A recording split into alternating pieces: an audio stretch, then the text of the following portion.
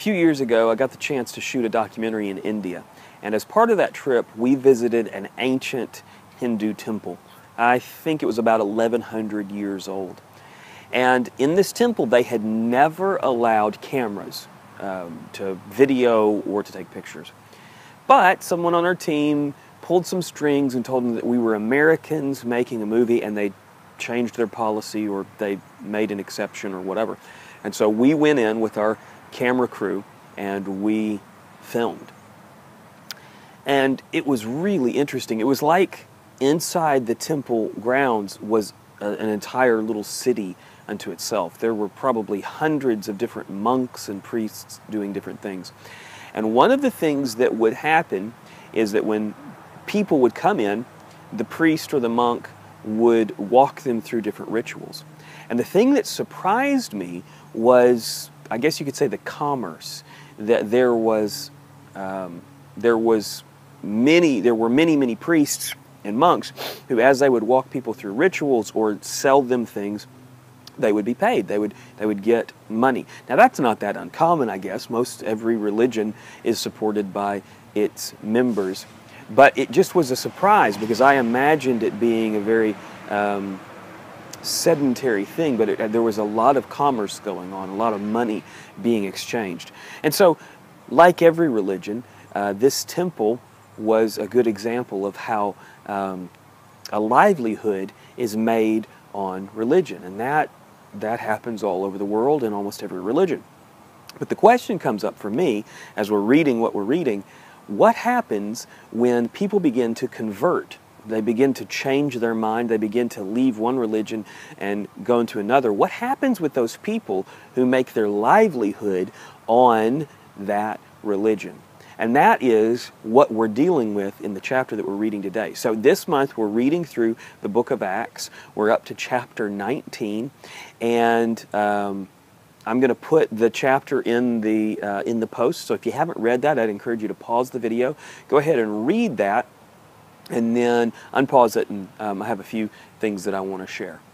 So if you're still watching, I assume that means that you've read the chapter. So in this chapter, we see an interesting shift. Paul is in the province of Asia. Now that's not Asia, the continent. That was a province of Rome that was called Asia. And so he's in Asia. That's modern-day Turkey, by the way. He's in Asia. He's in Ephesus primarily, but he's having influence in other cities as well. And so his influence has grown so much that he's beginning to affect the local economy.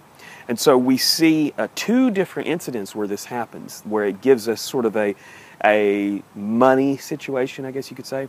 So one is, there's this sorcerer who is trying to cast out demons. It's a really interesting little story here called The Seven Sons of Sceva.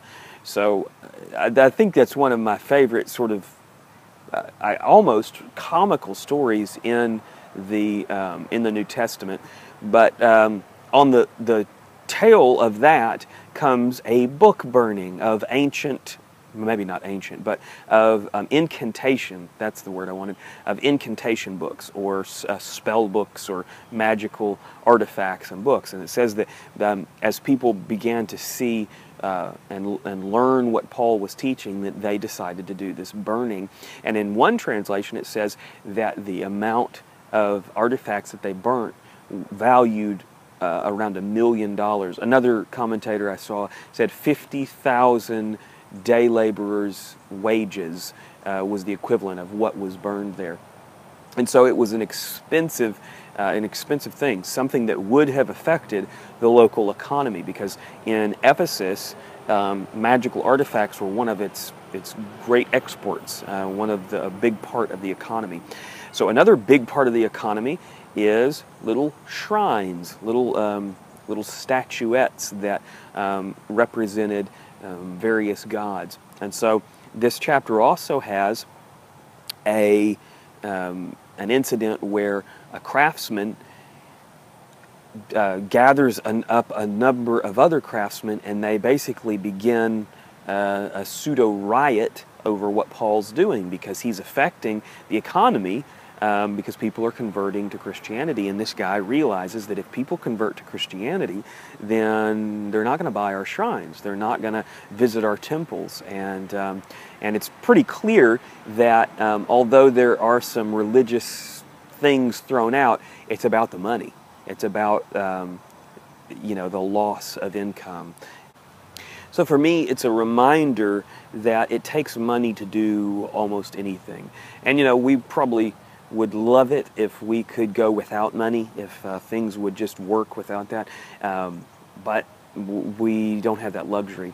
It's a reminder for me that missionaries, even missionaries today, need money. That they have to work in the same economy and they face the same challenges that we do everywhere. And so one of the things that I've been thinking a lot about lately is how do we get better at giving to missions, get better at giving to missionaries that are doing a good work, doing things that we would approve of. So I just want to tell you about a couple of missionaries and their needs. I met with a guy this week named Paul Miles. You could probably find him in my friend list on Facebook. He is a missionary in Ukraine, and he is currently trying to raise support and could really use some encouragement in that area. Another mission group that I'm fond of is a group called Acres of Mercy, and that's in Kenya. And if you'd be interested in learning any more about them, I'd love to share some info with you. Those are two that pop into my mind. I know a lot of missionaries, but those are two that I know are currently in specific need of some support. So I don't know how much that connects to what we were reading, but I thought it would be a good thing to throw in there, to be thinking about how do you give to missionaries and how do we help support the work that they're doing, work that we maybe either couldn't do or haven't been called to do. So that's my video for today. Thanks for watching. Tomorrow we'll be looking at chapter 20. I can't believe we're already on chapter 20. So go ahead and read that, or wait till the video and you can read it then. And I hope you have a wonderful Wednesday.